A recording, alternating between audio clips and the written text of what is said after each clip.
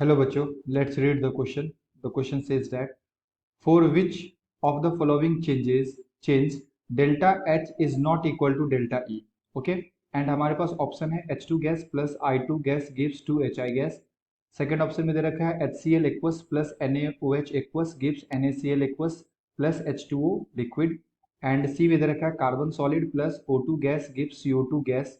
And d में दे रखा है N2 gas plus 3H2 gas gives 2NH3 gas. Okay, तो बेसिकली हमसे पूछा जा रहा है कि delta H is not equal to delta ई किस रिएक्शन के लिए अप्लीकेबल है. तो आइए बच्चों चेक करते हैं इस क्वेश्चन को. एंड बात करते हैं सबसे पहले की कॉन्सेप्ट की. तो बेसिकली ये जो क्वेश्चन है ये आया आपको बच्चों relation between enthalpy and internal energy. Okay, enthalpy and internal energy. तो जो हमारा डेल्टा एच होता है ये होता है इंथैल्पी एंड डेल्टा ई को हम लोग क्या बोलते हैं, internal energy.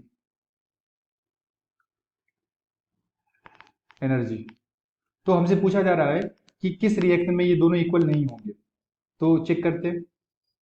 And first of all अगर मैं बात करूं यहाँ पे रिलेशन की, तो रिलेशन जो होता है ये होता है delta H is equal to delta E plus del n g R T. Okay, this is the related relation between delta H and delta E. अब यहाँ पे जो डेल्टा एन जी होता है हमारा, ये होता है बच्चों number of gaseous moles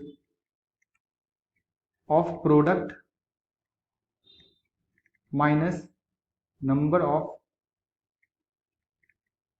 gaseous moles of reactant.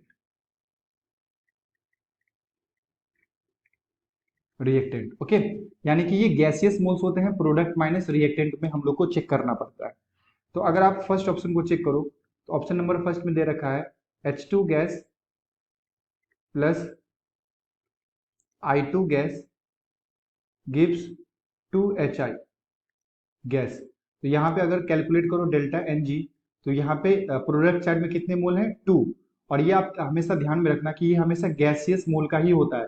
ये जो डेल एन जी हम लोग लिखते हैं ये गैसियस मोल के लिए लिखते हैं. ठीक है, तो यहाँ पे प्रोडक्ट साइड में कितने हैं, 2 मोल, और यहाँ पे रिएक्टेंट में 1 मोल आयोडीन का और 1 मोल I2 का. तो ये हो गया बच्चों 1+1. सो 2 - 2 दैट इज कितना, 0. तो अगर ये 0 हो जाएगा ना, तो जो रिलेशन है हमारे पास इसके अनुसार अगर आप देखो, ये डेल्टा एच इक्वल टू क्या आएगा, delta E plus del n g. तो डेल एन जी हमारा क्या हो गया, 0. तो 0 को मल्टीप्लाई करो तो आर टी के साथ, तो ये तो पूरा टर्म 0 हो गया. इसका मतलब ये हुआ कि डेल्टा एच जो है वो किसके इक्वल आ जाएगा, डेल्टा ई के इक्वल आ जाएगा.